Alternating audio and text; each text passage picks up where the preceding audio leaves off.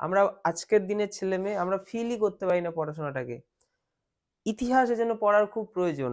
যে যতই শিক্ষিত হোক, যে জিনিসেই শিক্ষিত হোক, ইতিহাসটা খুব গুরুত্বপূর্ণ। কারণ ইতিহাস দেখেই আমরা বর্তমানকে তুলনা করতে পারি যে আমরা বর্তমানে আজকে কোথায় রয়েছি, ইতিহাসটা কি ছিল? তাই না? আজ থেকে হাজার বছর পরের ছেলেমেয়েরা যদি হাজার বছর আগের ইতিহাসটা একটু না ফিল করে, তাহলে তারা বুঝতেই পারবে না তারা কি পেয়েছে। ঠিক বলছি না? তোরা আজকে কোন দিনের মধ্যে কাটাচ্ছিস, তারা সেই সময় কোন সময়ের মধ্যে কাটাবে। সেই সময়টা কতটা সুন্দর সেটা ফিল করতে গেলে তাদের ইতিহাসটা আগে জানতে হবে। মানে হাজার বছর আগের জিনিসটা জানতে হবে। হাজার বছর হোক, ৫০০ বছর হোক, ২০০ বছর হোক, ১০০ বছর হোক, ৫০ বছর হোক, ইতিহাস মানেই তো পুরনো জিনিস। পুরনো জিনিসের সাথেই কম্পেয়ার করে নতুন জিনিস তৈরি হয়। তাই নতুনকে জানতে গেলে পুরনোকে দেখতে হবে। আজকে আমাদের শিক্ষা ব্যবস্থা থেকে আমরা কিচ্ছু বুঝতে পারি না আগেকার শিক্ষা ব্যবস্থা কি ছিল। কিন্তু সত্যিই জানা দরকার। আগেকার এই শিক্ষা ব্যবস্থা এরকম ছিল এবং সেটাকে চেঞ্জ করার জন্য সংগ্রাম চলেছিল। যদি সেটা চেঞ্জ না হতো আজকে আমরা কেমন টাইপের মানুষ তৈরি হতাম তার মানে কোনো মানে কি বলবো? কারণ স্বাধীনতার আগে আমাদের স্কুল কলেজ তৈরি হয়ে গিয়েছিল। কিন্তু সেগুলো সব কারা পড়াতো? ব্রিটিশরা পড়াতো। ভারতীয় কিছু স্কুল কলেজ ছিল যেখানে কোনো বাচ্চা-কাচ্চাকে পড়াতে ইচ্ছা করবে না। সেরকম লেভেলের টিচার, পরিকাঠামো কিচ্ছু ছিল না। ব্রিটিশ স্কুলগুলো খুব সুন্দর পরিকাঠামো ছিল। English medium school, British school মানেই তো ইংলিশ মিডিয়াম স্কুল। কারণ সেখানে সব টিচাররা ইংলিশে পড়াবে। প্রত্যেকটা সাবজেক্ট ইংলিশে পড়াবে। আমাদের বর্তমান সময়ে ইংলিশ মিডিয়াম স্কুল আছে। তাহলে তাদের ইংলিশ মিডিয়ামের সাথে আমাদের ইংলিশ মিডিয়াম তুলনা করলে বিস্তর পার্থক্য পাবো। কিসে? ইংলিশ মিডিয়াম স্কুলে ইংলিশে পড়ানো হয়। এই নিয়ে কোনো রকম সমস্যা নেই। সমস্যাটা কোথায়? তখনকার দিনে মানে নেতাজি যে সময় স্কুলে পড়তো, নেতাজি একজন ভালো স্টুডেন্ট ছিল। আমরা পড়েছি না ছোটবেলা থেকে নেতাজি আইসিএস পরীক্ষায় উত্তীর্ণ হয়েছিল। মানে ইন্ডিয়ান সিভিল সার্ভিস, যেটাকে বলা হয় ভারতবর্ষের সবথেকে বড় চাকরি। বড় লেভেলের একটা আমলা টাইপের চাকরি। মানে একটা হয় রাজনৈতিক পদ যেখানে নেতারা ৫ বছর পর পর পরিবর্তন হয়ে যায়। ভোটে জিতলে থাকবে নাহলে সে চলে যাবে। কিন্তু নেতারা তো জানে না দেশটাকে কিভাবে চালাতে হবে।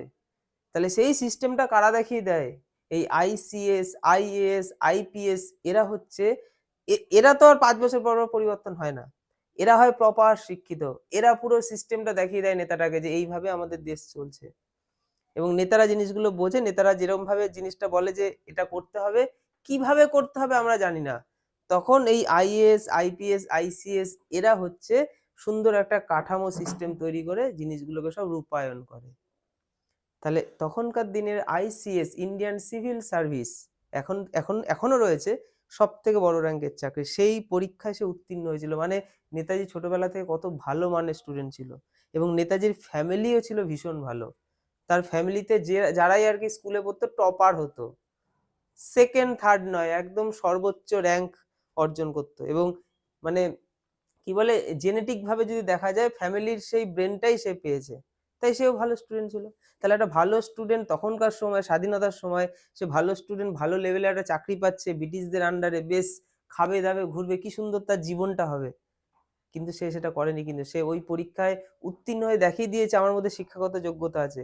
কিন্তু সে ওটাকে ছেড়ে আমাদের দেশের জন্য নিজেকে বলিদান করেছে। কত কষ্ট কত লড়াই তাকে করতে হয়েছে। কি সুন্দর একটা চাকরি, কত টাকা মাইনে, বিশাল এলাহিভাবে থাকবো। সেই জীবনটা কিন্তু সে ছেড়ে এসেছে। কাদের জন্য? আমাদের দেশবাসীর জন্য। কারণ ওই জীবনটায় সে হয়তো আর্থিক সুখ পাবে, মানসিক সুখ পাবে না। আর এই জীবনটায় সে আর্থিক সুখ হয়তো পায়নি, মানসিক শান্তি ফিল করেছে। সে দেশের জন্য বলিদান দিতে চেয়েছে, তাই না? আজকে যদি সে ওই সুখটা ভোগ করতো, আর্থিক সুখ, বড় চাকরি করছে, বড় লেভেলের অফিসার হয়েছে, অনেক টাকা, বাবা-মা, ছেলে-মেয়ে নিয়ে বিশাল সুন্দর জীবন কাটাচ্ছে। তাহলে নেতাজির নামটা আজকে আমাদের বইয়ের পাতাতেই থাকতো না। কত তো বড়লোক রয়েছে সারা দুনিয়ায়। তাদের নাম বইয়ের পাতায় থোড়ি রয়েছে। সেই গরিব খেটে খাওয়া মানুষ যারা লাইফে সমাজের জন্য কিছু করে গেছে তাদেরকে আমরা বইয়ের পাতায় মানে তারা মরে যাওয়ার পরও অমর হয়ে গেছে। তারা যদি শুধু নিজের সুখের জন্য ভাবতো তাহলে তাদেরকে মরে যাওয়ার পর আর কেউ চিনতো না। তারা নিজের সুখ ত্যাগ করে দেশের জন্য ভেবেছে। তাই তারা মরে যাওয়ার পরও অমর। নেতাজির মতো আরো অনেক স্বাধীনতা সংগ্রামী ছিল বা স্বাধীনতা সংগ্রামী কেন যেই সমাজের জন্য কিছু করেছে তাকেই সবাই চিনেছে এবং সেই মানুষগুলো তাদের নিজের জীবনকে স্যাক্রিফাইস করেছে। তারা সেই মানে বর্তমানের আর্থিক সুখ ভোগ করেনি। করলে আজকে তাদেরকে আমরা চিনতাম না, তাদেরকে জানতে পারতাম না। তারা কিন্তু সব ত্যাগ করে সমাজের কল্যাণে নিজেকে লাগিয়েছে বলে তাদেরকে আজকে আমরা তাদের মরে যাওয়ার পরও হয়তো তারা একটা জীবনে হয়তো আর্থিকভাবে খুব সুখী থাকতে পারতো, তার জীবনের 50-60টা বছর সে বিশাল ভালো থাকতে পারতো, তাই না? কিন্তু সে কিন্তু ওটা ত্যাগ করে যেহেতু অন্যরকম ভাবে লাইফটাকে নিয়েছে, তাতে কি হচ্ছে বলতো? তাতে এটা হচ্ছে যে তার জীবন তো 50-60-70-80 বছরেরই হবে, কিন্তু সে ওইটাকে ত্যাগ করে যখন দেশের জন্য কিছু করছে, তখন তার কয়েকটা পুরুষ, তার ছেলে, তার ছেলে, তার নাতি, সবাই কিন্তু সেই দাদু ঠাকুরদার নামটা ভাঙিয়েই খাচ্ছে। তাদের পুরো পরিবারটা আর কি সমাজে পরিচিত হয়ে যাচ্ছে, তাদের বংশটা, নেতাজির বংশের ছেলে এটা, গান্ধীজির বংশের ইয়ে, মানে পুরো বংশ পরম্পরায় মানে কয়েকটা পুরুষ অন্যরকম লেভেলে জীবন কাটাচ্ছে, মানে গর্বিত অনুভব করছে। তার মানে কি এই সুখটা কিন্তু অন্যরকম সুখ। এই সুখে হয়তো আমি আমার জীবনের 50-60টা বছর নিজেকে একটু স্যাক্রিফাইস করলাম, কিন্তু আমার পরবর্তী কয়েকশো বছর আমাদের এই বংশটা কিন্তু একটা আমার জন্য গর্ব অনুভব করছে। তো যাই হোক, এইসব বলার কোনো শেষ নেই। আজকে আমরা নেতাজির অটোবায়োগ্রাফি পড়বো, তাই না? তো এটা হচ্ছে at school autobiography of Subhas Chandra Bose, নিজে লিখেছিল। এবং তার অটোবায়োগ্রাফি পুরোটা কিন্তু আমাদের টেক্সটে আজকে নেই, এটা একটা গ্রন্থ। মানে সে একটা অ্যান ইন্ডিয়ান পিলগ্রিম নামক একটা গ্রন্থ ছিল, সে নিজে লিখেছিল। সেই গ্রন্থের একটা পার্ট হচ্ছে আমাদের অ্যাট স্কুল, যেখানে নেতাজির স্কুল জীবন সম্বন্ধে কিছু কথা লেখা থাকবে। এখান থেকে আমরা নর্মালি তাহলে কি শিখতে পারছি, কি শিক্ষা ব্যবস্থা নিয়ে কি কম্পেয়ার স্যার আপনি করছিলেন যে বর্তমান ইংলিশ মিডিয়াম স্কুল আর তখনকার ইংলিশ স্কুলের মধ্যে কি পার্থক্য? এই পার্থক্যটাই ভালো করে বুঝতে হবে, যেটা আমরা টেক্সট থেকে পাবো। কি পার্থক্য হচ্ছে সেটা, আমাদের বর্তমানে যে ইংলিশ মিডিয়াম স্কুলগুলো আছে, ইংলিশ মাধ্যমে ইতিহাস পড়াচ্ছে, ভূগোল পড়াচ্ছে, ইংরেজি পড়াচ্ছে, বাংলা পড়াচ্ছে, সবই পড়াচ্ছে। কিন্তু কি পড়াচ্ছে? সেগুলো আমাদের সব দেশের জিনিস পড়াচ্ছে।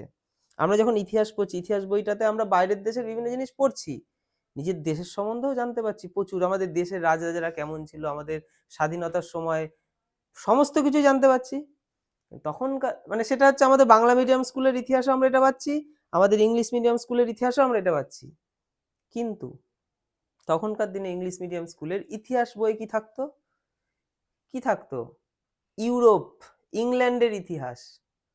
আমি ভারতবাসী, আমি ইংল্যান্ডের ইতিহাস, তাদের কারা কি কি করেছে আমার জেনে কি লাভ? আমি আমার পরবর্তী জীবনটা কি ইংল্যান্ডে গিয়ে কাটাবো? ভূগোল, ইংলিশ মিডিয়ামে ভূগোল পড়ানো হচ্ছে, তাই না? ভূগোল বই ওরা কি পড়াচ্ছে?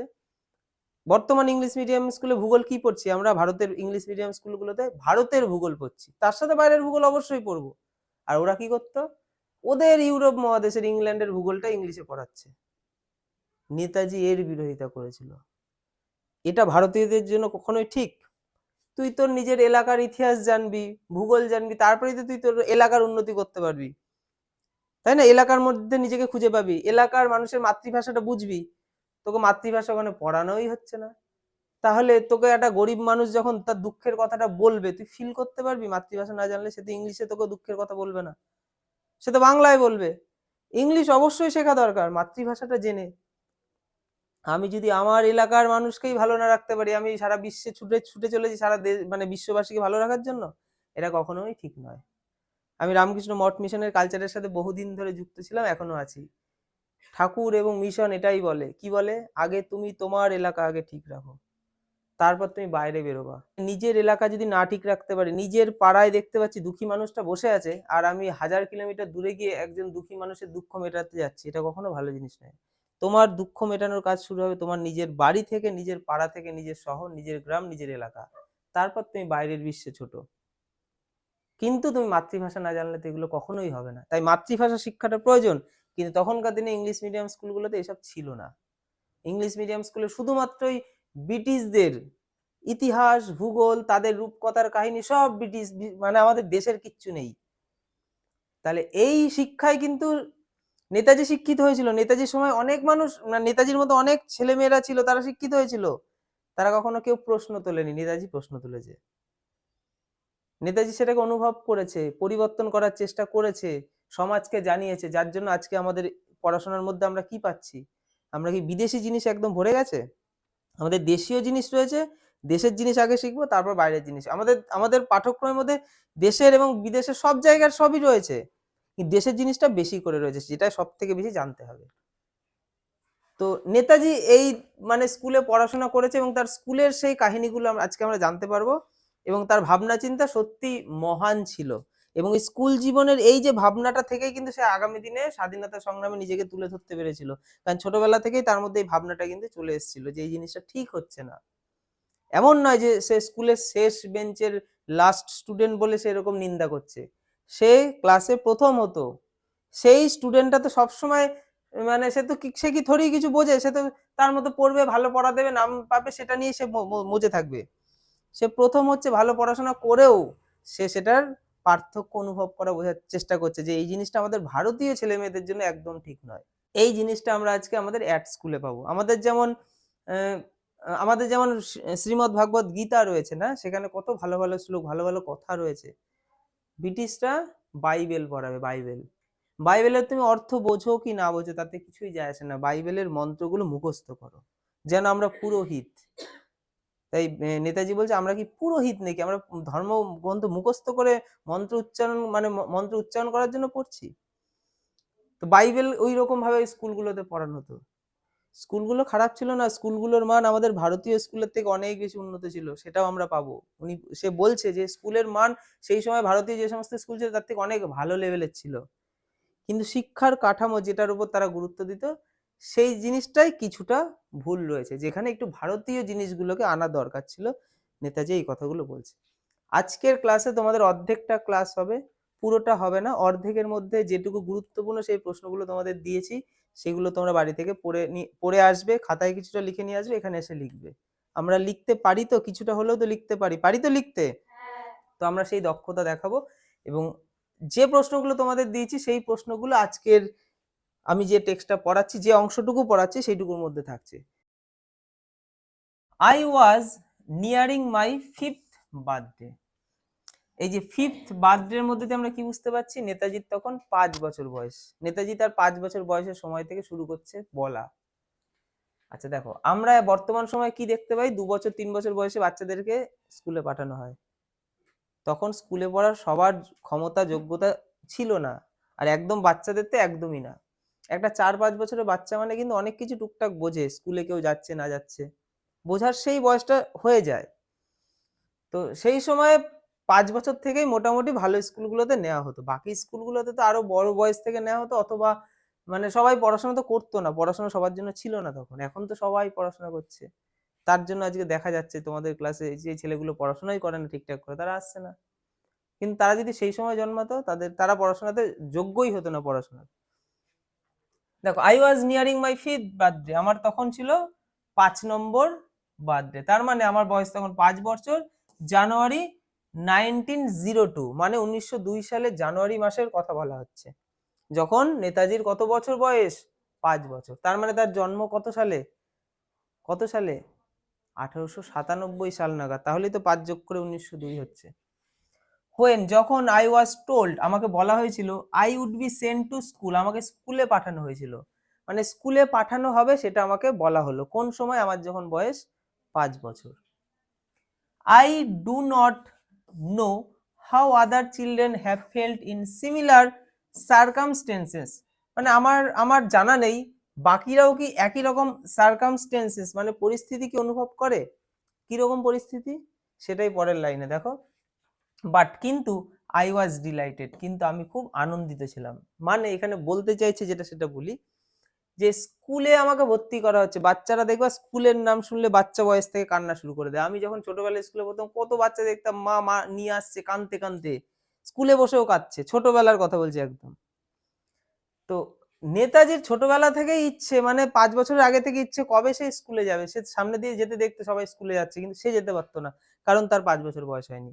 সে স্কুলে যাওয়ার জন্য আর কি লাফাতো, কবে আমি স্কুলে যেতে পারবো। পড়াশোনার প্রতি তার ছোটবেলা থেকে এরকম ভালোবাসা। তাই বলছে বাকিদের কেমন সার্কামস্টেন্সেস হবে সে জানে না, মানে স্কুলে যাওয়ার কথা শুনে তাদের ফিলিংস কেমন হবে সে জানে না, কিন্তু সে খুব আনন্দিত হয়েছিল তাকে স্কুলে ভর্তি করা হবে এই কথাটা শুনে। এইটুকুই এখানে আমি পেয়েছি। তারপর দেখো, to see your elder brothers and sisters dress and go to school day after day and be left behind at home simply because you are not big enough, not old enough, is a galling experience. দেখো, to see your elder brother মানে বাড়ির বড় ভাইয়েরা বোনেরা dress পরতো এবং গো to school, স্কুলে যেত।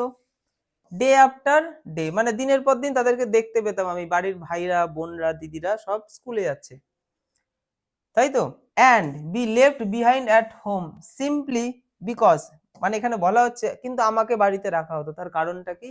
কারণ হচ্ছে you are not big enough, মানে তোমার মানে নেতাজি বলছে, মানে নেতাজিকে তার বাবা মা হয়তো বলছে বা বাড়ির লোক বলছে যে you are not big enough, তুমি এখনো বড় হওনি। নট ওল্ড এনাফ, তোমার বয়সও খুব বেশি হয়নি। ইজ আ গার্লিং, যেটা আমার কাছে খুব পীড়াদায়ক ছিল, গার্লিং এক্সপেরিয়েন্স মানে একটা পীড়াদায়ক বা যন্ত্রণাদায়ক একটা আমার অভিজ্ঞতা ছিল, যে আমিও যেতে চাইতাম আমার যখন 3-4 বছর বয়স, কিন্তু আমাকে যেতে দেওয়া হতো না, কারণ আমি বড় হইনি। বাড়ির লোক আমাকে এটাই বলতো যে তুমি এখনো এবং এই জিনিসটা আমার কাছে কি ছিল, গার্লিং। এই গার্লিং ওয়ার্ডটার মানে হচ্ছে গার্লিং বা গেলিং, পীড়াদায়ক। পীড়াদায়ক মানে কি? দুঃখ। এটা ছিল আমার একটা দুঃখজনক অভিজ্ঞতা, এটুকু বুঝেছি। At least so I had felt মানে আমি এই জন্যই অনুভব করেছিলাম, আমার ফিলিংসটা কেমন ছিল, আমার ফিলিংসটা ছিল এই যে বেদনাদায়ক, পীড়াদায়ক। তো আমার ওই রকম একটা ফিলিংস ছিল।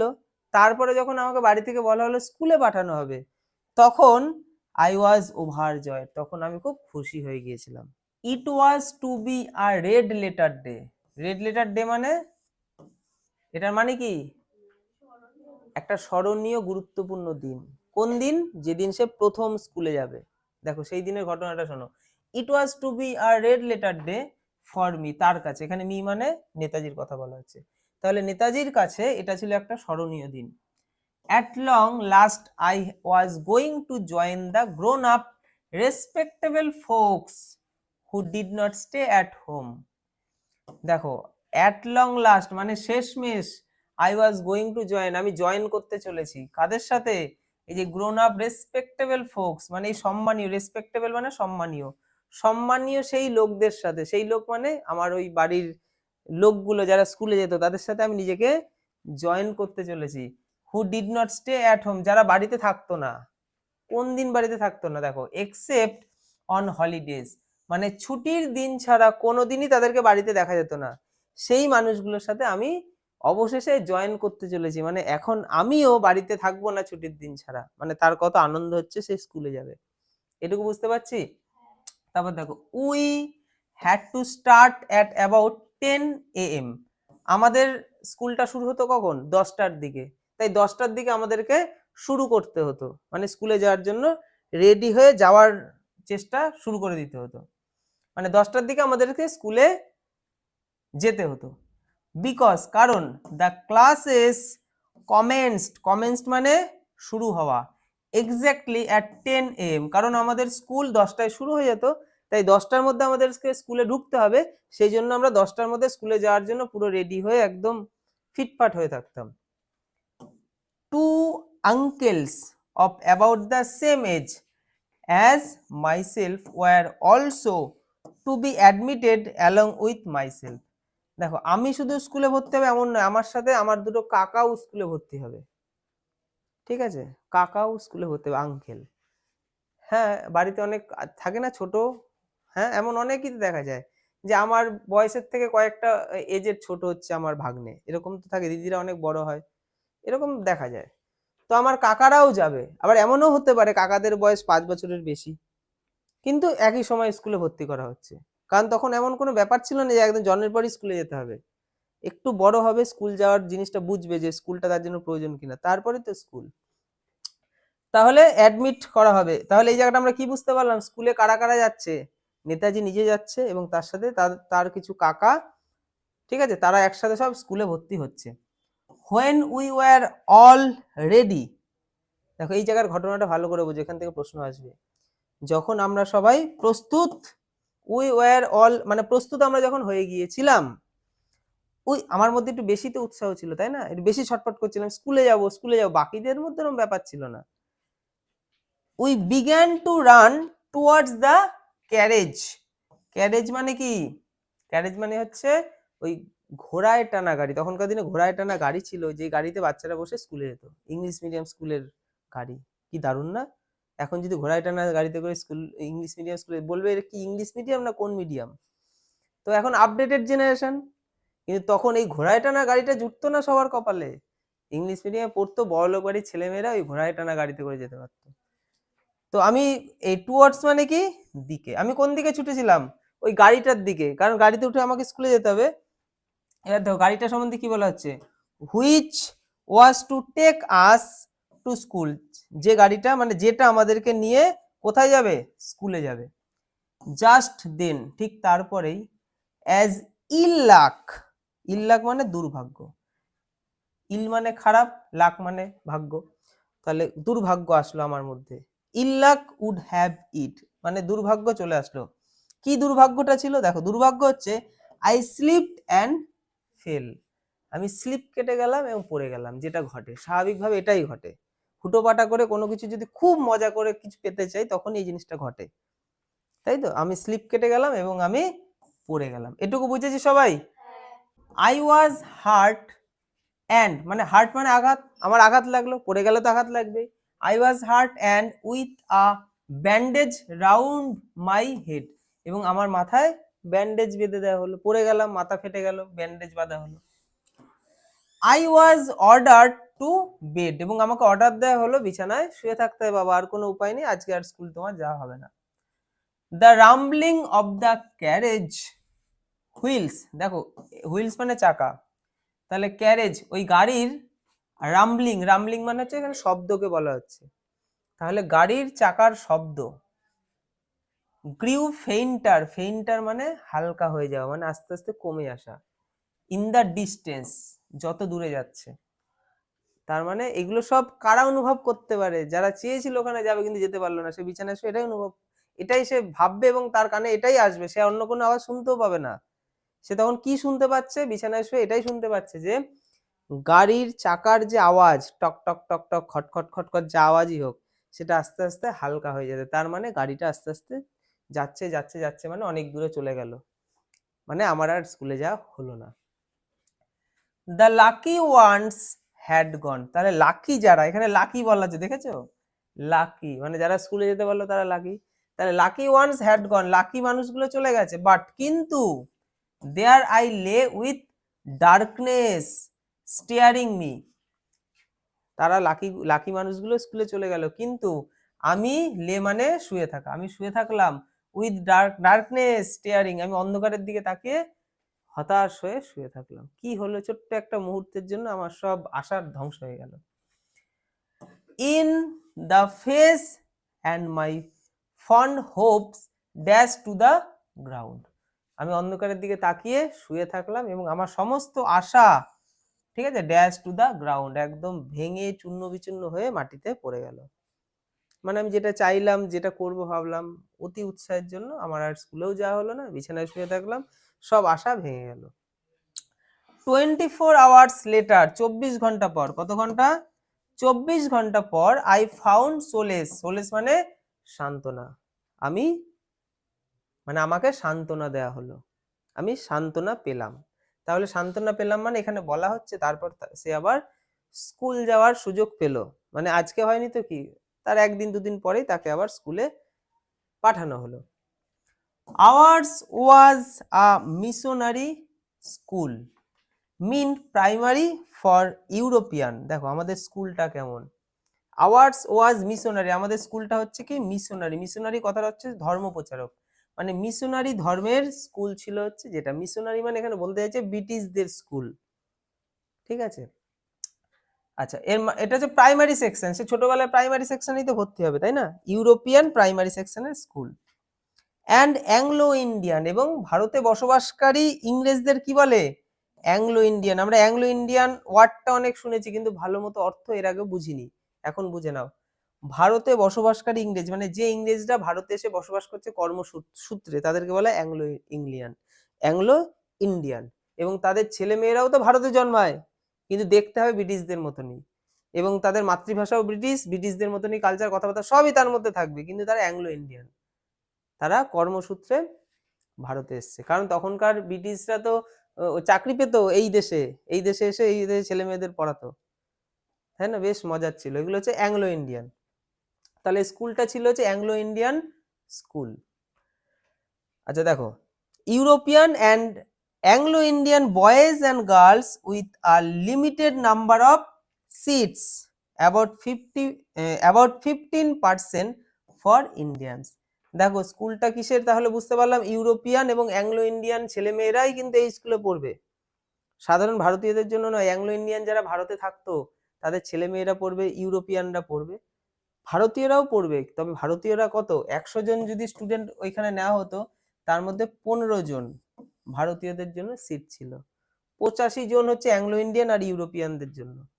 এই যে বলছে না 15% সিট থাকতো যেখানে, তাহলে কম্পিটিশনটা কত বেশি। হ্যাঁ, কম্পিটিশন সেরকম ছিল না, তখন সবাই পড়াশোনা করতে পারতো না, ভারতীয় বড় লোকরা তারাই পড়াশোনা করতে পারতো। all our brothers and sisters had joined this school, আমার সমস্ত ভাই বোন সমস্ত সবাইকেই ওই স্কুলে ভর্তি করা হয়েছে। দেখা যায় তো আমাদের পরিবারে, আমার দিদিটা যে স্কুলে পড়েছে আমাকেও সেই স্কুলে ভর্তি করা হচ্ছে, আমার ভাইকেও সেই স্কুলে ভর্তি করা হবে, এরকমটা দেখা যায়। তাহলে নেতাজি স্কুলে নেতাজির ফ্যামিলির এর আগেও যারা যারা ছিল তারা পড়েছে।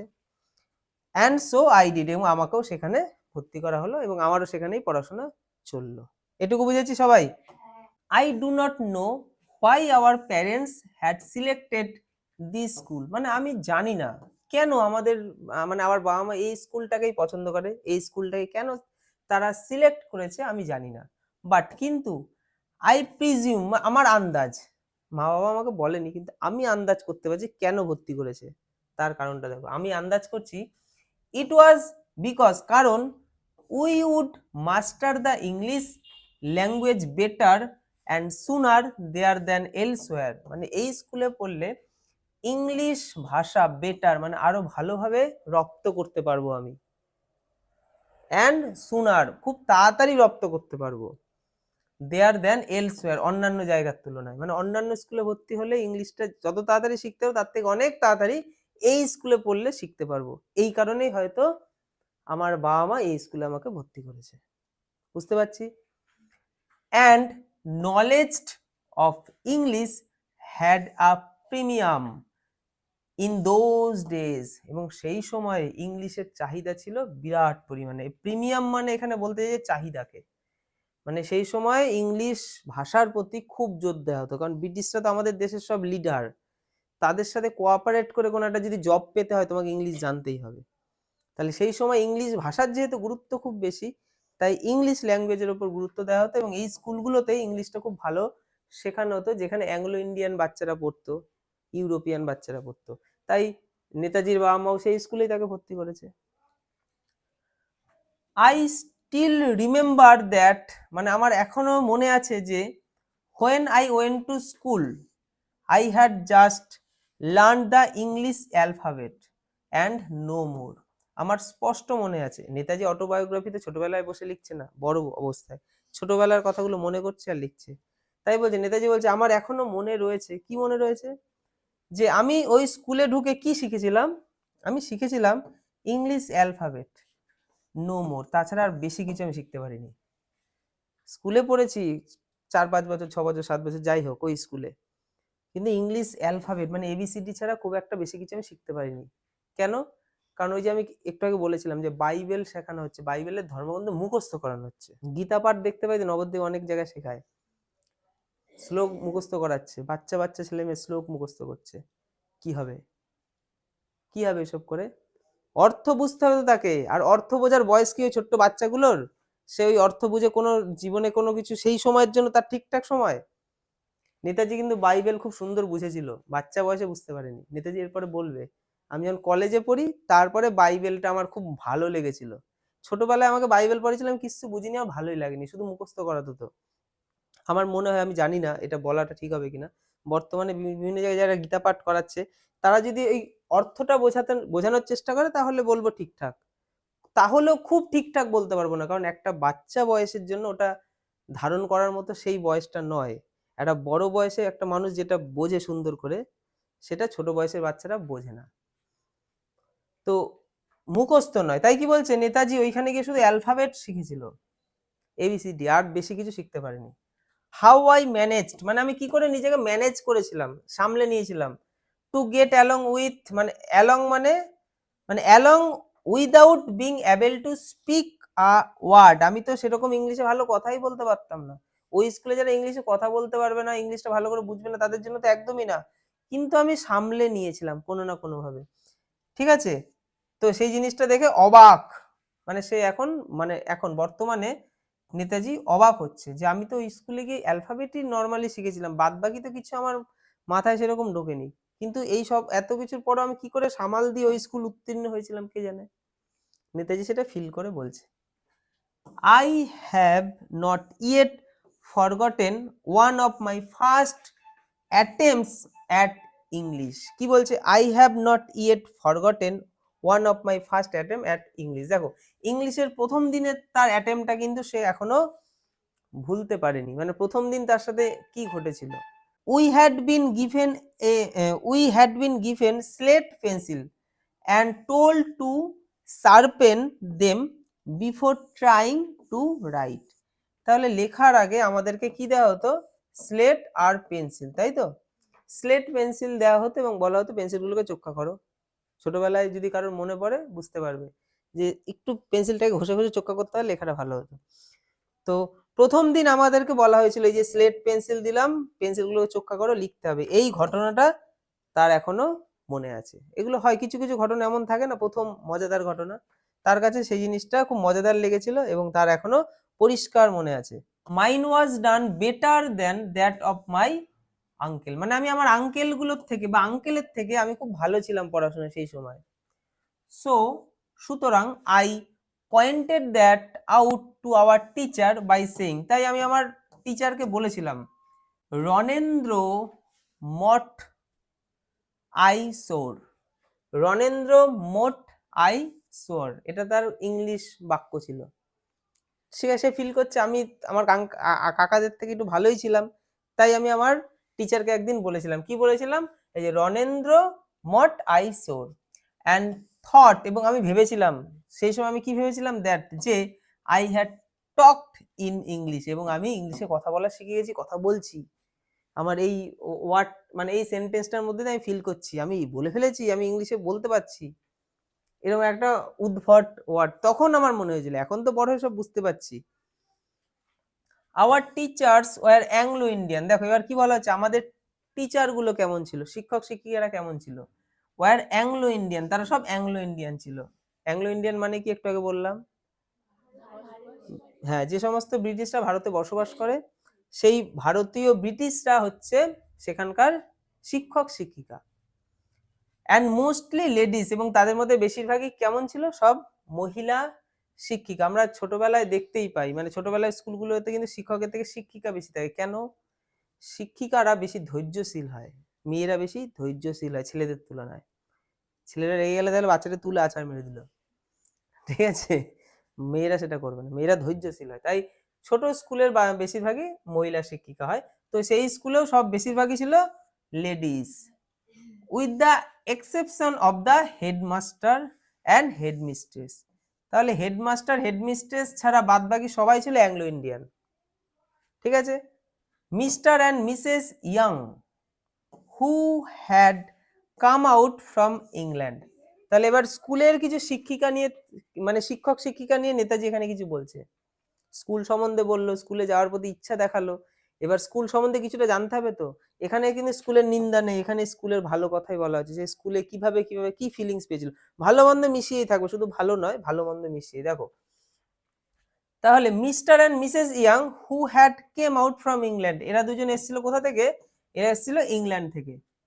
Most of our teachers we did not fancy, এই যে ফ্যান্সি মানে পছন্দ করা। ঠিক আছে, তার মানে এখানে কি বলা হচ্ছে? ডিড নট ফ্যান্সি মানে পছন্দ হয় না।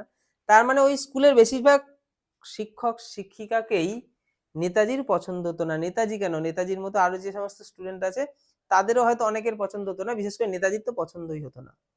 কেন? তাদের কি ছিল দেখো, সাম, সাম মানে কিছু জন। দেখো কিছু জন শিক্ষক শিক্ষিকা সম্বন্ধে কি বলা যায়? সাম like mister young we feared, আমরা মিস্টার ইয়ংকে খুব ভয় পেতাম। এই যে মিস্টার ইয়ংকে ভয় পেতাম। দো, যদিও উই রেসপেক্টেড, আমরা ভয় পেলেও তাকে কিন্তু সম্মান করতাম, কারণ সম্মান আমাদের করতে হতো। কেন করতে হতো? For he was too liberal, too মানে খুব, তাই না? টু লিবারেল উইথ হিজ কেন, উদার, লিবারেল মানে উদার, দেখো সে খুব পরিমাণে উদার ছিল, তিনি কেন করতো, কেন মানে এখানে বলা হচ্ছে বেতের বাড়িকে বলা হচ্ছে বেত্রাঘাত। এখানে তাহলে কি বুঝলাম? মিস্টার ইয়াংকে আমরা ভয় পেতাম এবং সম্মান করতাম। কেন করতাম? কারণ তিনি খুব উদার ছিল বেতের বাড়ি মারতে, মানে বেতের বাড়ি যখন তিনি মারতো একটা মেরে বসে পড়তো না, উদারতার সাথে মেরেই যেত মেরেই যেত, তাই তাকে তো রেসপেক্ট তো করতেই হবে। ভয় এবং রেসপেক্ট দুটোই কাকে করতাম? Mister Young. Some like miss Cadogan, Cadogan, miss Cadogan we tolerated. তা এই টিচারটাকে কি করতে হতো? সহ্য করতে হতো। এক একটা টিচার সম্বন্ধে এক রকম বলছে, সব টিচার সম্বন্ধে বলা যায় না। ছোটবেলায় স্কুলে সব টিচারের কথা তোর মনে পড়ছে? কিছু টিচারের কথা মনে পড়ে, তাই কিছু কিছু টিচারের কথা বলা হচ্ছে। এনাকে সহ্য করতে হতো, তার মানে এনাকেও তিনি পছন্দ করতো, মানে এনাকেও নেতাজি পছন্দ করতো না। আর আগের আগের জনকে তো সবাই পছন্দ করতো না, ওরকম থাকলে কে পছন্দ করে? স্কুলের কিছু টিচারের কথা মনে পাক যারা খুব মারতো, তাদের কারা পছন্দ করতো? কেউ পছন্দ করতো না। আদার্স, অন্যান্যরা, লাইক মিস এস, তাহলে আরেকজন টিচার, তার নাম হচ্ছে এস। তো we positively hated and would cry hurray, তাহলে একে আবার পজিটিভলি মানে একদম কমপ্লিটলি পছন্দ করতো না। এই যে হেটেড, ঘৃণা করতো। কিছু টিচার থাকে তাকে একদমই পছন্দ হয় না, ঠিক আছে, তার কথাবার্তা চালচলন কোনো কিছুই পছন্দ হয় না। সে বেতের বাড়ি মারে এমন নয়, বেতের বাড়ি মারলেই যে শুধু ভয় লাগবে এমন নয়, কিছু থাকে এমন ব্যবহার করে তাদেরকে পছন্দই হয় না। তাহলে তারা কি করতো? তাকে নেতাজি হেট করতো। শুধু নেতাজি নয়, যে উই রয়েছে মানে আমরা, মানে বাকিরাও ঘৃণা করতো। এবং এই ঘৃণিত জঘন্য টিচারগুলোর জন্য বাচ্চাদের মনে কি ফিলিংস হয়? যেদিন সে পড়তে আসবে না সেই দিন হুররে, কি মজা, আজকে টিচারটা পড়তে আসেনি, তাই না? হ্যাঁ হ্যাঁ, সরি সরি তো পড়াতে আসেনি, পড়তে না, পড়াতে আসেনি। তা উড ক্রাই, আমরা চেঁচিয়ে উঠতাম হুররে বলে, if she ever absented herself, সে যদি নিজে থেকে কোনোদিন অ্যাবসেন্ট থাকতো সেই দিন আমরা চেঁচিয়ে উঠতাম হুররে বলে, ইয়ে কি মজা, আজকে তিনি পড়াতে আসেননি আমাদেরকে। মিসেস ইয়াং উই লাইকড, সবাইকে যদি ডিসলাইক করে হবে, কিছু জনকে তো লাইক হয়, তাই Mrs Young we liked, Mrs ইয়াংকে আমরা লাইক করতাম, পছন্দ হতো। বাট কিন্তু মিস সারাহা লরেন্স, এই নামটা ভালো করে মনে রাখবে, miss Sarah Lawrence, who was our first teacher in the infant class we love, তাহলে ইনফ্যান্ট সেকশনের ক্লাসের এই প্রথম এই একটা টিচারই ছিল যাকে আমরা পছন্দ করতাম, ভালোবাসতাম। এমন টিচারও সত্যিই থাকে, যদি একটুখানি আমরা ভাবি, আমাদের প্রাইমারি স্কুলে খারাপ ভালো মিশিয়ে কোনো একটা টিচারকে পছন্দ হবে যাকে খুব ভালো লাগতো। তো তার নাম হচ্ছে এইটা। তাহলে প্রশ্ন আসতেই পারে যাকে পছন্দ তো সেই টিচারটার কি নাম? ঠিক আছে, তাহলে মিস সারাহা লরেন্স, তাকে পছন্দ হতো, ভালোবাসতো, তাকে আমরা সবাই ভালোবাসতাম। কেন ভালোবাসতাম? তার মধ্যে কিছু তো গুণ আছে, দেখি গুণ কিছু পাই নাকি। She had such a sympathetic understanding of the child's mind, বাচ্চাদের মন সে বুঝতো এবং তাদের বাচ্চাদের মনের প্রতি তার সিম্প্যাথেটিক একটা ম্যানার ছিল, আন্ডারস্ট্যান্ডিং, সে ভালো বুঝতো বাচ্চাদের মন, ঠিক আছে, বুঝে তাদের সাথে খারাপ ব্যবহার করতো না। মানে বাচ্চাদেরকে পড়াতে গেলে বাচ্চাদের মতো ফিল করতে হবে যে সে কোনটা আমার থেকে নিতে পারছে, মানে আমি উচ্চ শিক্ষিত মানে আমি তার কাছে গড়গড় করে কয়েকটা কথা বলে বেরিয়ে চলে গেলে হবে না, তার জায়গায় নিজেকে বসিয়ে দেখতে হবে সে কি নিতে পারছে আমার কথাটা, সে বুঝতে পারছে, তার মনটা কি চলছে, তার মনটাকে কি করে শান্ত করা যায়, তাকে কি করে খুশি করা যায়, এই জিনিসগুলো এই টিচারটার কাছে ছিল। দ্যাট উই ওয়ার ইরেজিস্টিবলি, এইখানে স্টিবলি আছে তো, তাই ইরেজিস্টিবলি মানে কি? অপ্রতিরোধ্য, যাকে আটকানো যায় না। হ্যাঁ, ড্রন টুয়ার্ডস হার, মানে আমরা খুব প্রচুর পরিমাণে, এটার মানে হচ্ছে প্রচুর পরিমাণে, অপ্রতিরোধ্য মানে আটকানো যাবে না, মানে আমরা তাকে এতটাই ভালোবাসতাম, মানে তার প্রতি আমাদের ভালোবাসা এতটাই ছিল যে ড্রন, আমরা একদম তার ভালোবাসায় ডুবে যেতাম, তাকে এতটাই আমরা পছন্দ করতাম। But for her I doubt, আমি সন্দেহ প্রকাশ করতাম, বাট কিন্তু for her I doubt if I would have got on so easily at a time when I was unable to express myself in English. দেখো এই যে টিচারটার কথা বলা হলো, এই টিচারের জন্য তাই বলছে বাট ফর হার, কিন্তু তার জন্যই নেতাজি কিন্তু সেই স্কুল থেকে উত্তীর্ণ হয়ে বেরোতে পেরেছে। কারণ এই একটা টিচারকে সে ভালোবাসতো এবং তার থেকে অনেক কিছু পেতো, পড়াশোনা অনেক কিছু শিখতেও পারতো। যে টিচারকে ভালোবাসি তার সমস্ত জিনিসই আমাদের ভালো লাগবে, তার পড়ানোটা খুব তাড়াতাড়ি আমরা বুঝে যাবো। তাই নেতাজি এইরকম একটা টিচার ছিল বলে তার থেকে খুব ভালোভাবেই পড়াশোনাটা তার হয়ে যেত। এবং এই জন্যই মানে সে বলছে I doubt if I would have got on so easily at a time, মানে খুব সহজেই সেই সময় আমি সেই স্কুল পাশ করে বেরিয়ে যেতে পেরেছিলাম। যখন আই ওয়াজ আনএবল, মানে আমি তো সেই সময় একদমই অক্ষম ছিলাম, to express myself in English, আমি তো ইংলিশের নিজেকে ঠিকঠাক ভাবে তুলে ধরতে পারতাম না, বলতে পারতাম না। মানে আমার ওই স্কুল উত্তীর্ণ হয়ে বেরিয়ে আসাটা মানে ঠিক নয়, মানে আসার যোগ্যই আমি ছিলাম না। কিন্তু যেহেতু এইরকম একটা টিচার ছিল, তার জন্যই আমি মানে এখানে ক্রেডিটটা সেই টিচারকেই দেওয়া হচ্ছে। দো যদিও the majority of the teachers, majority মানে বেশিরভাগ, অফ দ্য টিচার্স তাহলে টিচারদের মধ্যে বেশিরভাগ টিচার, অ্যান্ড পিউপিলস মানে স্টুডেন্টদেরকে বলা হচ্ছে, ওয়ার অ্যাংলো ইন্ডিয়ানস, তাহলে সেই সময় সেখানে মানে যদিও সেখানে বেশিরভাগই টিচাররা এবং স্টুডেন্টরা কি ছিল, Anglo Indian. The school was based on the English model, তাহলে স্কুলটা পুরোপুরি কিসের ওপর নির্মিত ছিল, ইংলিশ মডেলের ওপর। And run on English lines, English model মানে পুরোপুরি ইংলিশ ব্যাপারটাকে বোঝানোর জন্য স্কুলটাকে তৈরি করা হয়েছিল এবং অ্যাংলো ইন্ডিয়ানরা পড়তো এবং অ্যাংলো ইন্ডিয়ানদের জন্য তো ইংলিশটাই দরকার। As far as Indian conditions would permit, কিন্তু এই ইন্ডিয়ান কন্ডিশন মানে ইন্ডিয়ান ছেলে মেয়েদের জন্য এই জিনিসটা অতটাও ঠিকঠাক ছিল না যতটা অ্যাংলো ইন্ডিয়ানদের জন্য ঠিকঠাক ছিল। There were certain things we did learn there which we would have missed in an Indian school. দেখো স্কুলের ভালো কিছু তো দিক ছিল, ভালো কিছু তো বলতে হবে, ভালো কিছু কি ছিল দেখো, দেয়ার ওয়ার সার্টেন মানে নিশ্চিত, থিংস কিছু জিনিস, উই ডিড লার্ন আমি শিখেছিলাম, দেয়ার সেখানে মানে সেখানে কিছু জিনিস অবশ্যই আমি শিখেছিলাম, হুইচ যে জিনিসগুলো, উই উড হ্যাভ মিসড আমরা মিস করতাম, কোথায়, অ্যান ইন্ডিয়ান স্কুল ভারতীয় স্কুলে।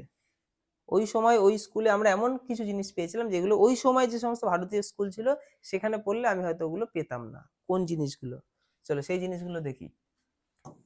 দেয়ার was not that unhealthy emphasise on studies, মানে আনহেলদি কথাটা বলছে দেখো, যে এমফাসাইজ মানে জোর দেওয়া, স্টাডিজ হচ্ছে পড়াশোনা। ইন্ডিয়ান স্কুলগুলোতে কি হতো মানে অস্বাস্থ্যকর ভাবে জোর দেওয়া হতো, মানে পড়া এমন ভাবে জিনিসটা বুঝুক বা না বুঝুক একদম জোর করে পড়ানো হতো, পড়তে হবে এই জিনিসটা, যেটা এখনো দেখা যায়। আর তার মানে বাকি জিনিসগুলো দেখা হচ্ছে না, সেই ছেলেটার মুখ দিয়ে গালি বেরোচ্ছে কিনা, সে ভদ্র কিনা সভ্য কিনা, এই জিনিসের প্রতি অতটা তাকে শিষ্টাচার তৈরি করা হচ্ছে না।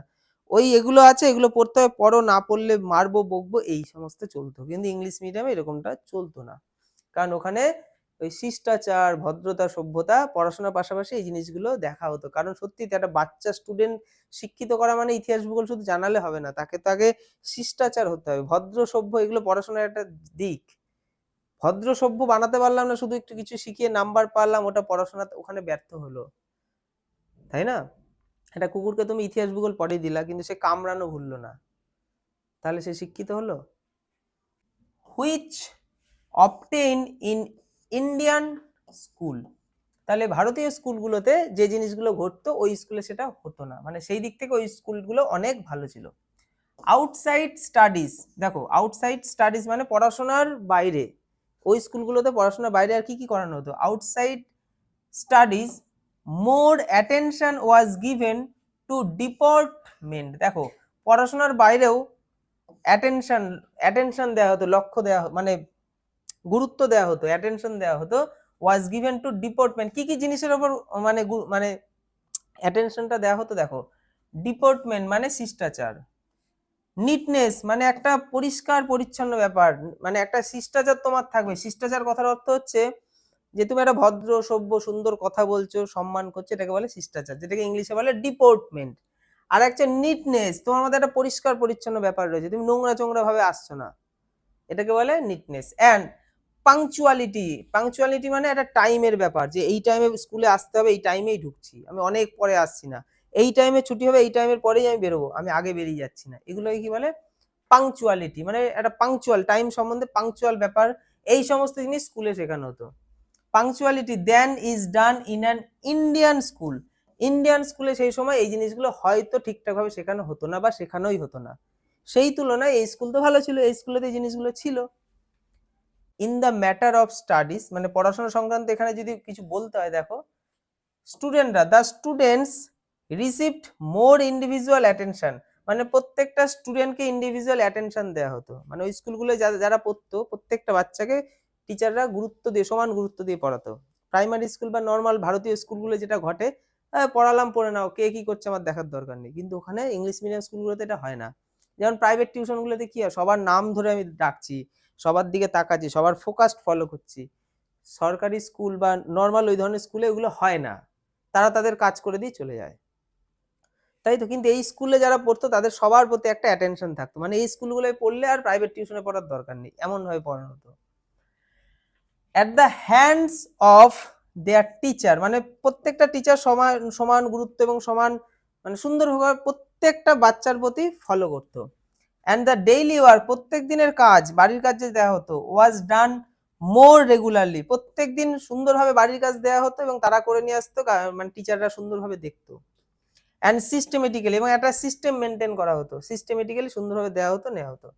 দেন is possibly in an Indian school, যেগুলো ভারতীয় স্কুলে হবেই না বা সেই সময় নেই, ভারতীয় স্কুলগুলোতে এরকম বিষয়টা নেই। তাহলে এরকম মানে কোন রকম বিষয়টা বুঝতে পেরেছি, যে টিচাররা পড়া দিল, বাড়ির কাজ দিল, ওরা বাড়ির কাজ করে নিয়ে আসলো, খাতাটা দেখলো, দেখে টিচাররা বলে দিল এই জায়গাগুলো ভুল হচ্ছে, এগুলো ঠিক করে নিয়ে আসবে, এই সুন্দর গুছিয়ে পড়ানোটা তখনকার দিনে ওই স্কুলগুলোতে হতো, যেগুলো আমাদের ভারতীয় স্কুলে হতো না।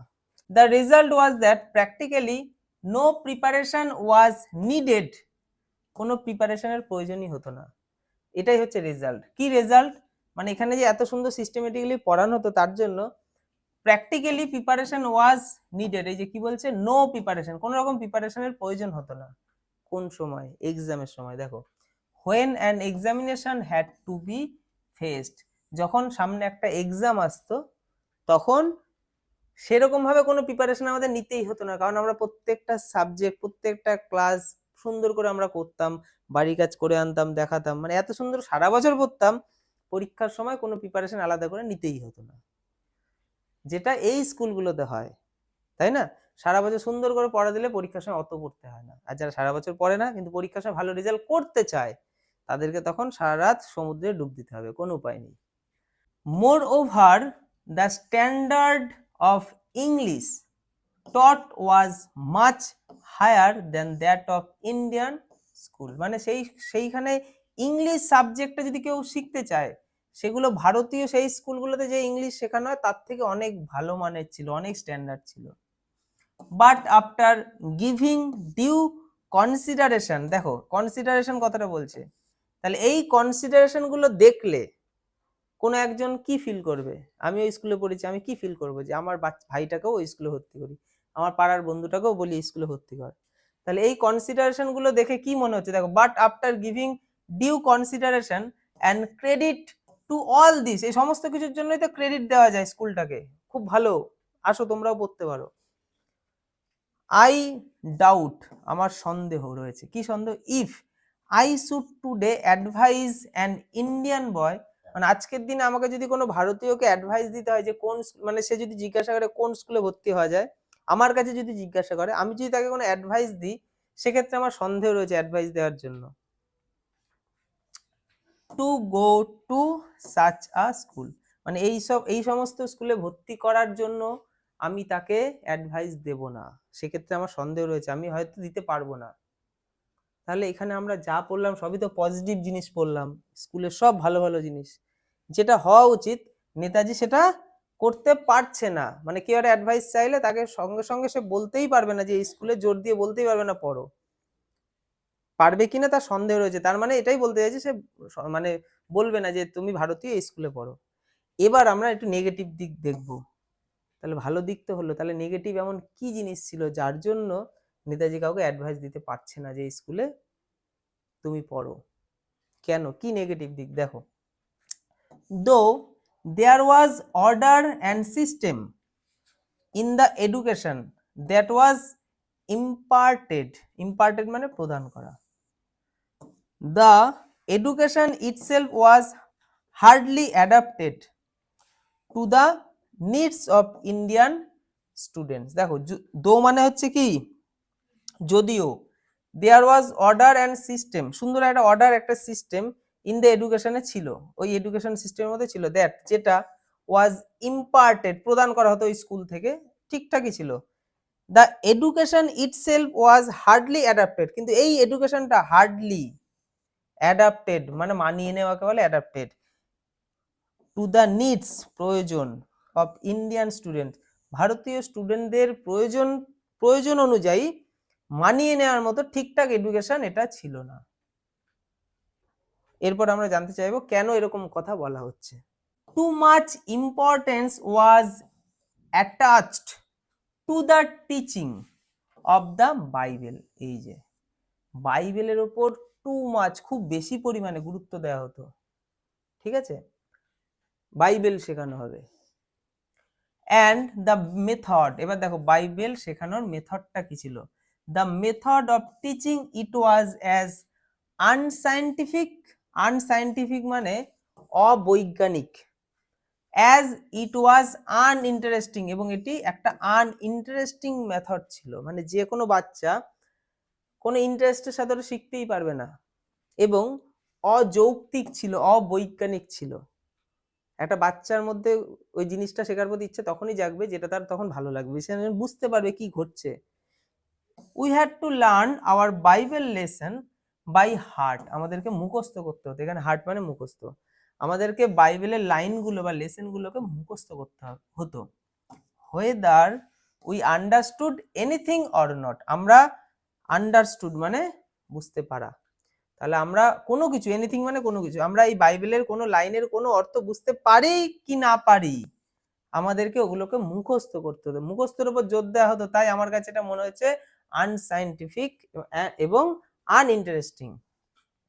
As if we were so many priest memorising the sacred text, মানে ওই বাইবেল ওদের পড়ানো দেখে আমার এইটাই ফিলিংস হতো, বা আমাদের এটাই ফিলিংস হতো যে আমরা যেন অনেক পুরোহিত, এই যে প্রিয়েস্ট, আমরা যেন সব পুরোহিতগুলো বসে রয়েছি, আমরা মেমোরাইজ করছি, আমরা আমাদেরকে সব মুখস্থ করছি, ধর্মগ্রন্থ, এই যে স্যাক্রেড মানে ধর্মগ্রন্থ, আমাদের ধর্মগ্রন্থ পাঠ করানো হচ্ছে, মন্ত্র পাঠ করানো হচ্ছে, এগুলো মুখস্থ করবো, গিয়ে পুজো করবো, পুজো বাড়িতে গিয়ে ব্যাস আমাদের বাইবেল পড়া হয়ে গেল।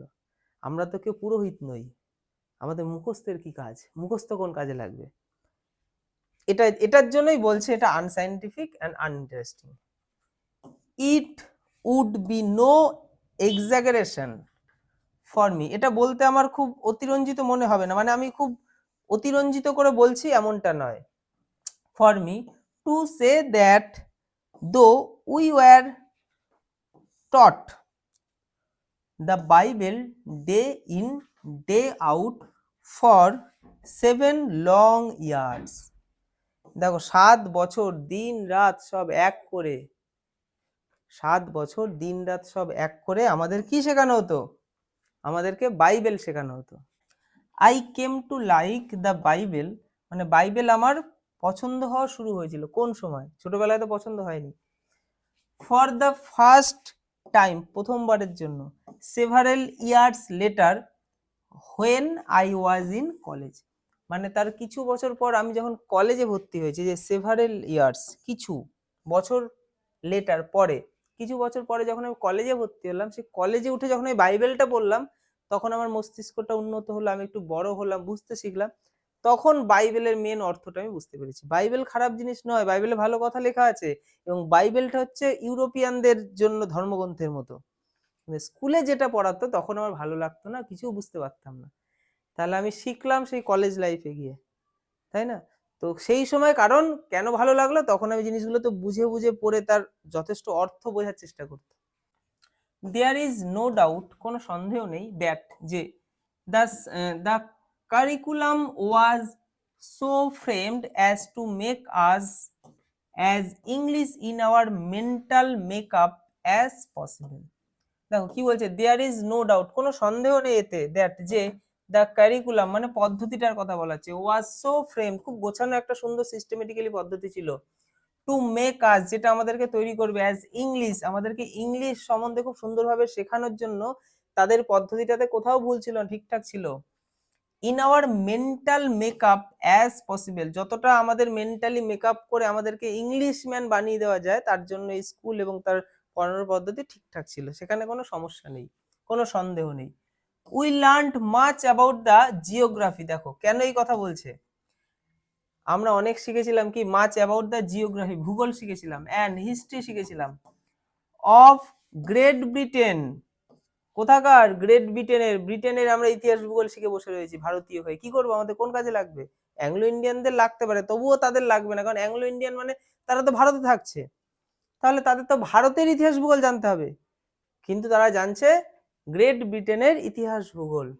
বাট প্রপোর্শনালি মানে সমানুপাতিক ভাবে, যেটাকে প্রপোর্শন বলে সমানুপাতকে, proportionally little about India, and when we had to negotiate Indian names we did so as if we were foreigners. দেখো কি বলা হচ্ছে, তাহলে ইতিহাস ভূগোল তো আমাদের সেইখানকার পড়তেই হতো এবং সেটা ইংলিশে পড়তে হতো, বাট কিন্তু প্রপোর্শনালি লিটল অ্যাবাউট ইন্ডিয়া, যখন আমাদের অল্প কিছু ভারতীয় সম্বন্ধে কিছু পড়তে হতো, ভারতের কিছু তো ছিল টুকটাক, যখন কিছু পড়তে হতো, উই হ্যাড টু নেগোশিয়েট মানে হ্যাড টু মানে মানে করানো হতো, বাধ্য করে করানো হতো, কি করানো হতো, মানে আমাদের আলোচনাটা এমন ভাবে হতো যে ইন্ডিয়ান নেমগুলোকে এমন ভাবে আমাদের ভারতীয় নামগুলোকে উচ্চারণ করতে হতো, উই ডিড সো মানে আমাদের মনে হতো, অ্যাজ ইফ আমাদের কি মনে হতো, as if we were foreigners আমরা বিদেশি, মানে বিদেশিরা আমাদের দেশের নামগুলো কেমন উচ্চারণ করে, হ্যাঁ এখন যদি শিবানী নামটা বলি কিভাবে উচ্চারণ করবে তারা, ভারতের বিভিন্ন ওয়ার্ড যদি উচ্চারণ করতে কিরকম ভাবে কেমন শুনেই বুঝতে পারে ফরেইনাররা উচ্চারণ করছে, ফরেনার বিদেশিরা, তা ওরা তো ওইভাবে পড়াচ্ছে, আমাদেরকে একটু ফিল করতে হবে তাদের স্কুলের পড়াশোনাটাকে, যে তারা ভারতীয় কোনো কিছু একটা পড়াচ্ছে, যেটা আমি নর্মালি বলছি পূজা কোয়েল, ওরা সেটাকে কিরম ভাবে বলছে কোয়েল, তাই এই যে ব্যাপারটা, তখন তাদের থেকে আমি শুনছি ভারতীয় হয়ে, আমারও যেমন বলার সময় যেন মনে হচ্ছে আমি কি এটা, যেটা আমি সহজেই সুন্দরভাবে বলতে পারি, কিন্তু তারা যেভাবে আমাদেরকে শেখাচ্ছে তাতে আমার নিজেরই মনে হচ্ছে আমি নিজে একটা বিদেশি হয়ে গেলাম, আমি দেশে পড়ছি, দেশে থাকছি, দেশে থেকে মনে হচ্ছে আমি বিদেশি, কারণ আমার উচ্চারণটা এমন ভাবে করে দিচ্ছে, ঠিক আছে। উই স্টার্টেড আওয়ার ল্যাটিন ডিক্লেনশনস, দেখো ডিক্লেনশনস মানে কি, শব্দরূপ, আমরা সংস্কৃতে শব্দরূপ পড়েছি না, তো দেখো ল্যাটিনটা কি, ল্যাটিন একটা ভাষা, কি ভাষা, এটা হচ্ছে ইউরোপ মহাদেশের, ইউরোপ মহাদেশটা আমাদের এই মহাদেশের পশ্চিম দিকে অবস্থিত, তাহলে পশ্চিমের দেশগুলোর প্রাচীন ভাষা ছিল ল্যাটিন, আর আমাদের দেশগুলোর বা আমাদের দেশের প্রাচীন ভাষা হচ্ছে সংস্কৃত, তাহলে ওদের ল্যাটিন আমাদের সংস্কৃত, তাহলে ল্যাটিন যে সমস্ত ডিক্লেনশন ছিল যেগুলোকে শব্দরূপ বলে, যেখানে পড়ানো হতো বোনাস বোনা বোনাম, যেটা আমরা পড়ি না, তো ওদেরকে ওরা এই জিনিসগুলো আমাদেরকে পড়াতো রেদার আর্লি, মানে এগুলো আমরা অনেক আগেই শিখে গেছিলাম, এগুলো আমাদের অনেক আগেই শিখিয়ে দিয়েছে, and did not have to be bothered about our Sanskrit declensions, দেখো সংস্কৃত যে সমস্ত শব্দরূপ রয়েছে সেগুলো আমরা অনেক পরে শিখেছি, তার অনেক আগে আমরা শিখে বসে রয়েছি ওদের ওই সমস্ত ল্যাটিন শব্দরূপ, এই যে বোনাস বোনা বোনাম এই সমস্ত বিভিন্ন শব্দরূপগুলো আমরা অনেক আগেই শিখেছি, কিন্তু যেগুলো আমাদের অনেক আগে শেখা দরকার ছিল, যেমন ক্লাস 7-8 আমরা শব্দরূপ পড়েছি না, তো সেইগুলো সেই সময় ওরা পায়নি, মানে আমরা দেশের যে আমাদের যে দেশের প্রাচীন ভাষা সেই ভাষার শব্দরূপ আমরা আগে পড়বো, তা না করে আমরা ছোটবেলায় ওদের গুলো পড়ে বসে আছি, ওই জিনিসগুলো হয়তো আমরা অনেক বড় বয়সে গিয়ে পাচ্ছি। তাহলে গজাহা, গজৌ, গজাহা এই যে শব্দরূপে যেরকম আমরা পড়তাম, তো till we had left the P school, মানে আমরা লেফট মানে ছেড়ে এসেছি, পি স্কুল মানে প্রাইমারি স্কুল, তাহলে প্রাইমারি সেকশনের স্কুল ছেড়ে বেরিয়ে আসার পর আমরা কিন্তু সংস্কৃতের এগুলো শিখেছিলাম। যতদিন ওদের স্কুলে পড়েছি ততদিন ওদের ল্যাটিন ভাষার ওই সমস্ত আমাদেরকে শিখিয়েছে। when it came to music, এবার যদি মিউজিকের কথা বলা হয়, অনেক তো পড়াশোনা হয়েছে, তাহলে মিউজিক মানে আমাদের প্রথম রেওয়াজ কি দিয়ে শুরু হবে? সারে গামা পা ধা নি সা। কিন্তু ওরা কি করছে দেখো, উই হ্যাড টু লার্ন, আমাদের এই যে হ্যাভ টু কিন্তু খুব ভালো একটা ওয়ার্ড স্পোকেনের, ঠিক আছে? হ্যাভ টু মানে যেটা আমাদেরকে করতে হয়, বাধ্য করে করতে আমাদেরকে হচ্ছে, আর হ্যাড টু হচ্ছে বাধ্য করে করতে হয়েছিল, মানে যেটা আমার ইচ্ছা আছে কি না আছে তার উপর প্রাধান্য দেওয়া হয়নি, আমাকে করতে হয়েছিল। তাহলে মিউজিকের যদি কথা বলা হয়, উই হ্যাড টু ট্রেন, আমাদেরকে ট্রেন করানো হয়েছিল বা ট্রেন করতে বাধ্য করা হয়েছিল, আওয়ার ইয়ার্স, আমাদের কানে শুনতে হয়েছিল, কি শুনতে হয়েছিল? ডু রে মি ফা, ডো রে মি ফা। তাহলে ওরা যেভাবে ওদের রেওয়াজ করতো ডো রে মি ফা, মুখটাকে পরিষ্কার করতো এরকম করে যাতে গানের গলাটা ভালো হয়। আমরা তো এইরকম আমরা ইংলিশে তো ওরকম করে গান করি না, কিন্তু ওরা তো আর বাংলায় ওরকম বা হিন্দিতে ওরকম ভাবে কথা বলে না, গান করে না, তাই ওরা ওরা রেওয়াজ করে ডো রে মি ফা অ্যান্ড নট টু সা রে গা মা। তাহলে সা রে গা মা আমরা যেরকম উচ্চারণ করব, সেইগুলোর পরিবর্তে ওদের থেকে আমাদেরকে এইসব শিখতে হয়েছে। এইসব আমরা কেন শিখবো? আমরা যখন আমাদের মধ্যে যদি কেউ একটা সিঙ্গার তৈরি হয়, সে বড় হয়ে ওই ইংলিশ কেন গান করবে? আমরা আমাদের দেশের ঐতিহ্যময় গান গাইবো, এবং গানের সময় তখন যদি আমরা এই সমস্ত রেওয়াজ করে বসে থাকি। দ্য রিডার্স কন্টেইন স্টোরিজ, দেখো এবার দেখো পাঠ্য বইয়ে গল্প থাকতো, তাহলে রিডার্স যারা পড়াশোনা করতো তারা পাঠ্য বইয়ে বিভিন্ন গল্প পড়তো, কিসের? দেখো অ্যান্ড অ্যানেকডটস, অ্যানেকডট হচ্ছে ছোট্ট ছোট্ট কিছু কবিতার মতো লাইন হয়, ছোট্ট ছোট্ট লাইনের ছন্দবদ্ধ লাইন, তো অ্যানেকডটস ফ্রম ইংলিশ হিস্ট্রি, তাহলে ইংলিশ মানে ব্রিটিশ ইতিহাসের বিভিন্ন ছোট্ট ছোট্ট ছন্দবদ্ধ লাইন আমাদেরকে পড়ানো হতো, এবং তাদের বিভিন্ন গল্প স্টোরি আমাদেরকে বলা হতো। অথবা fairy tales which are current in Europe, এবং বিভিন্ন ফেয়ারি টেলস, দেখো এই যে ফেয়ারি টেলস মানে কি? বিভিন্ন রূপকথার গল্প, এবং এই রূপকথার গল্পগুলোই ছিল সব কোথাকার? ছিল ইউরোপের। and there was not a word in them of Indian origin, মানে আমাদের ভারতীয়দের কোনো রূপকথার গল্প কাহিনী কোনো কিছুই পাঠ্যপুস্তকে ছিল না। needless to add, no Indian language was taught, মানে কোনো ভারতীয় ভাষাই শেখানো হতো না, এবং নিডলেস, এবং তাদের কাছে এটা কোনো প্রয়োজনীয় মনেই হতো না, ভারতীয় মাতৃভাষা বা ভারতীয় ভাষা কোনো কিছুই আমাদেরকে পড়ানো হতো না। And so we neglected our mother tongue, তাই আমরা খুব সহজেই আমরা আমাদের মাতৃভাষাকে অবজ্ঞা করতাম। অটোমেটিক তোর মাতৃভাষায় কোনো সাবজেক্টই নেই, তুই ইংলিশে পড়তে পড়তে একদিন মাতৃভাষার ওয়ার্ড ভুলে যাবি, তো ভুলবি না। All together until we joined an Indian school, মানে যতক্ষণ না আমরা কোনো ভারতীয় স্কুলে যুক্ত হচ্ছি ততক্ষণ আমরা মাতৃভাষায় পড়াশোনা করতেই পারবো না। It would be wrong to conclude from the above that we are not happy at school, মানে এর মধ্যে দিয়ে আমি এত কিছু বলছি, মানে এই কনক্লুড মানে এইভাবে তোমরা উপসংহারে আসতে পারো না যে আমরা নট হ্যাপি অ্যাট স্কুল, আমরা স্কুলে হ্যাপি ছিলাম না, মানে আমি এই কথা বলছি মানে এটা ফিল করলে হবে না যে আমরা স্কুলে হ্যাপি ছিলাম না বলে আমি এরকম ভাবে বলছি। অন দ্য কন্ট্রারি, মানে অন্য দিক থেকে যদি বলা যায়, during the first few years we were not conscious, প্রথম কয়েকটা বছর we were not conscious at all that the education imparted was not suited to Indian condition, দেখো প্রথম কিছু বছর তো আমরা বুঝতেই পারিনি যে এই শিক্ষাটা এই পড়াশোনাটা আমাদের ইন্ডিয়ানদের জন্য ঠিকঠাক ছিল না। স্বাভাবিক ব্যাপার, একটা বাচ্চা স্কুলে গেল 5 6 7 8 9 যা পড়াচ্ছে তাই তো পড়বে, সে কি থোড়ি ফিল করতে পারবে? তাই প্রথম অবস্থায় কিন্তু নেতাজি বুঝতে পারেনি, আর যদি বুঝতে না পারি তাহলে কোনো সমস্যাই নেই। আমি যদি প্রথমেই বলি এই টেক্সটটা কঠিন পড়াচ্ছি, ওই কঠিন ফিলিংস এর মধ্যে দিয়ে কোনো কিছুই মাথায় ঢুকবে না। We eagerly learned what ever came hour way and fail completely in line with the school system. তাহলে স্কুলের সিস্টেমে আমরা সুন্দরভাবে প্রথম দিকে খুব ইগারলি ভাবে, মানে খুব এনার্জেটিক ওয়েতে আমরা কিন্তু পড়াশোনা করতাম, কারণ আমরা তখন বুঝতাম না এটা আমাদের জন্য ঠিকঠাক কিনা। As the other pupil did, যেমনটা অন্যান্য পিউপিল, অন্যান্য ছাত্রছাত্রীরা ঠিক যেরকম ভাবে পড়াশোনা করতো, আমরাও এবং আমিও ঠিক একই রকম ভাবে পড়াশোনা করতাম।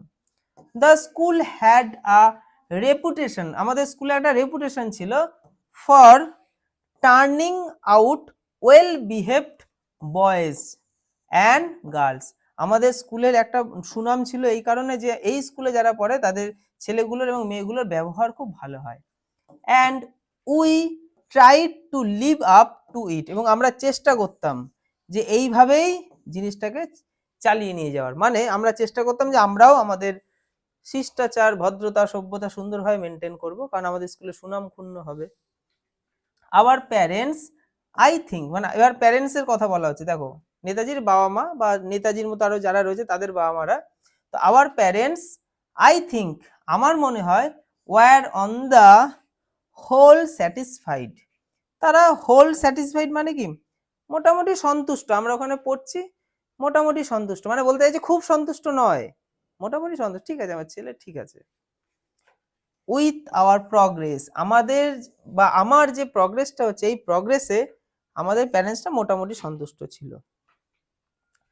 With the school authorities our stock was high because, দেখো স্কুলের অথরিটি আমাদের এই যে মানে স্টক ওয়াজ হাই, আমাদের ফ্যামিলি খুব উচ্চ মর্যাদা সম্পন্ন ছিল। কেন?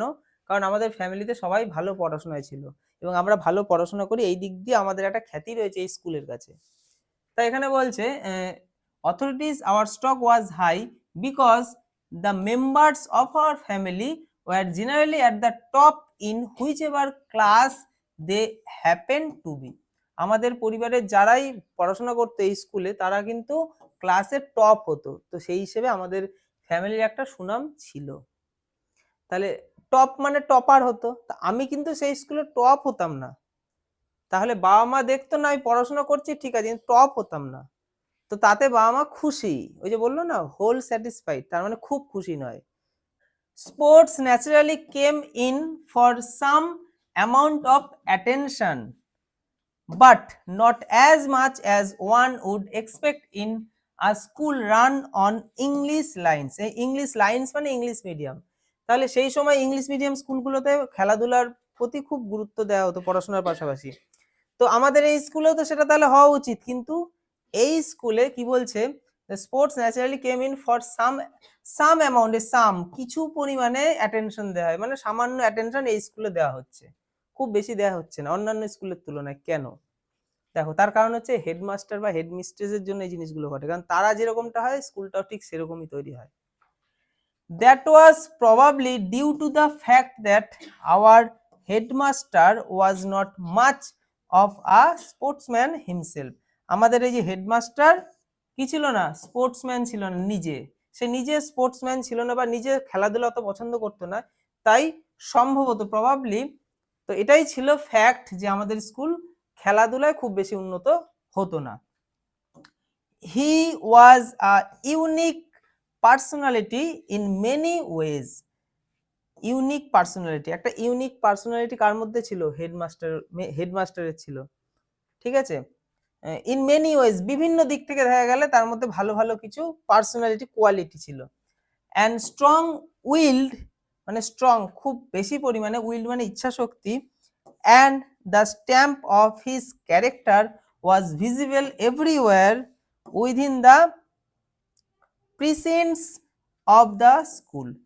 তো হেডমাস্টার কেমন, তার শিষ্টাচার, তার ভদ্রতা, তার মধ্যে যে এই যে স্ট্রং উইল থাকতো, ঠিক আছে, তার ক্যারেক্টারটা খুব ভালো ছিল, ঠিক আছে, এই সমস্ত কিছু ভিজিবল দেখা যেত এভরিওয়্যার, প্রত্যেকটা অংশে। কোথাকার প্রত্যেকটা অংশে? স্কুলের প্রত্যেকটা অংশ দেখলেই ফিল হতো যে এখানকার হেডমাস্টার ভীষণ স্ট্রিক্ট, সুন্দর, নিষ্ঠাবান, শিষ্টাচার, ভদ্র, সভ্য, মানে প্রত্যেকটা জিনিস খুব নিষ্ঠার সাথে সুন্দর করে করা হতো, যেটার মধ্যে দিয়ে বোঝা যায় হেডমাস্টার বা হেডমিস্ট্রেসটা কেমন। তো তিনি যদি এরকম হয়, একটা মানুষের মধ্যে তো সব জিনিস থাকে না, তাই তিনি খেলাধুলাকে অতটা পছন্দ করতো না। He was a stern, stern মানে হচ্ছে নিয়মানুবর্তিতা, মানে নিয়ম মেনে কাজ করা, যে এটাকে এভাবে করতে এভাবেই করব। Disciplinarian and a great stickler for good behaviour. তিনি এই গুড ভালো ব্যবহার নিজেও করতো এবং তিনি এটা পছন্দ করতো এবং সবার থেকে এক্সপেক্ট করতো যে আমার স্টুডেন্টরা স্কুলে সবাই খুব ভালো ব্যবহার, শিষ্টাচার, ভদ্রতা, সভ্যতা সব থাকবে। ইন দ্য প্রগ্রেস রিপোর্ট, দেখো প্রগ্রেস রিপোর্ট মানে result, marks were given not only for the different subject but also, দেখো কি বলছে, নট অনলি বাট অলসো, আমরা ইংলিশ গ্রামারে পড়ছি তো, নট অনলি বাট অলসো, দেখো নট অনলি, তাহলে এই যে প্রগ্রেস রিপোর্ট তৈরি হতো, যে রেজাল্ট তৈরি হতো, not only the different subject, যে বিভিন্ন সাবজেক্ট ভালো করে যারা পড়াশোনা করছে তার ভিত্তিতে শুধু নাম্বার দেওয়া হতো তা নয়, তাহলে বাট অলসো, তাহলে আর কি কি জিনিসের উপর নাম্বার দেওয়া হতো, দেখো কন্ডাক্ট, ডিপোর্টমেন্ট, নিটনেস, পাংচুয়ালিটি, এই চারটে জিনিসের উপরও নাম্বার দেওয়া হতো। মানে রেজাল্ট যখন হতো এই চারটে জিনিসের নাম্বার আর সাবজেক্টের নাম্বার মিলিয়ে একটা বাচ্চা নাম্বার পেত। তার মানে শুধু পড়াশোনা করলেই সে ভালো রেজাল্ট করতে পারবে না, তাকে বাকি জিনিসগুলো চাই, কারণ স্কুলের টিচারটা তো এইরকম, হেডমাস্টার, তাই না? তাহলে এগুলো আমরা মানে জানি তো। নিটনেস মানে একটু আগেই তো বললাম, নিটনেস মানে কি, পরিষ্কার পরিচ্ছন্ন, ক্লিন একটা ব্যাপার। পাংচুয়ালিটি, টাইম সম্বন্ধে তার একটা পাংচুয়াল জ্ঞান আছে, টাইমে ঢোকা, টাইমে বেরোনো। আর কি, কন্ডাক্ট মানে তার আচার আচরণ, ব্যবহার কেমন, ঠিক আছে। আর ডিপোর্টমেন্ট, একটু আগে বললাম, ডিপোর্টমেন্টের মানে বলো, সেটাও ঠিক এই বিহেভিয়ারের সাথেই ম্যাচ খায়। তো তার চাল চলন, আচার আচরণ, হাব ভাব কেমন, তো এই জিনিসগুলোর ওপর কিন্তু আলাদা করে নাম্বার দেওয়া হতো। No wonder therefore that the boys and girls turned out were well mannered. তাই প্রত্যেকটা বাচ্চা কিন্তু এই ভালো ব্যবহার থেকে নিজেকে দূরে রাখতো না, যে শিষ্টাচার এই জিনিসগুলো নিজেদের মধ্যে রাখতো। কেন রাখতো? কারণ জানে রেজাল্টের মধ্যে ছাপ পড়বে, তাই প্রত্যেকটা বাচ্চা ঠিক ওই রকমই তৈরি হতো। For misbehavior or indiscipline boys were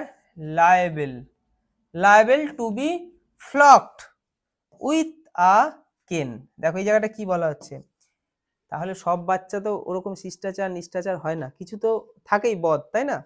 তাহলে সেই বদ বাচ্চাগুলো কি বলা আছে, মিসচেভিয়াস, কিছু খারাপ ছেলে মেয়ে থাকতো। অর ইনডিসিপ্লিন, কিছু জন থাকতো ডিসিপ্লিন মেনটেন করতো না, আর সেগুলো ছেলেরাই বেশি পরিমাণে হয়, কিছু ছেলে এরকম থাকতো। ওয়ার লায়েবেল, লায়েবেল মানে সেটা তার জন্য যোগ্য, তার জন্য কি যোগ্য, টু বি ফ্লগড উইথ আ কেন, বেতের বাড়ি। তাহলে ফ্লগ মানে হচ্ছে বেত মারা, বেত দিয়ে মারাকে বলে ফ্লগড, আর কেন মানে হচ্ছে বেত। তাহলে বেত দিয়ে বেত্রাঘাত বা বেতের বাড়ি খাওয়ার যোগ্য কারা ছিল, সেই সমস্ত বাচ্চা যারা মিসবিহেভিয়ার করতো আর ইনডিসিপ্লিন ছিল, সেই সমস্ত বাচ্চাদেরকে বেতের বাড়ি মারা হতো এবং বেতের বাড়ি খাওয়ার যোগ্যতা তারা অর্জন করতো, এই জন্য এখানে লায়েবেল ওয়ার্ডটা ইউজ করা হচ্ছে। লাস্ট লাইন দেখো, আজকের ক্লাসের last line, but only 2 of the teachers had this authority, the headmaster and his worthy spouse. দেখো স্পাউস মানে স্বামীও হতে পারে, স্ত্রীও হতে পারে, যে কোনো একজন। তাহলে বেতের বাড়ি খাওয়ার তো কিছুজন যোগ্য ছিলই, তবে খাওয়ার যোগ্য থাকলেও সবাই মারতে পারবে না। কারা মারতে পারবে? একটা যে হেডমাস্টার এবং তার বউ, তার ওর্দি স্পাউস। পার্ট 1 আমরা শেষ করলাম, পরের দিন বাকি অংশটা সুন্দর করে পড়িয়ে দেবো। আজকে সবাই বুঝতে পেরেছি তো? ঠিক আছে, ধন্যবাদ।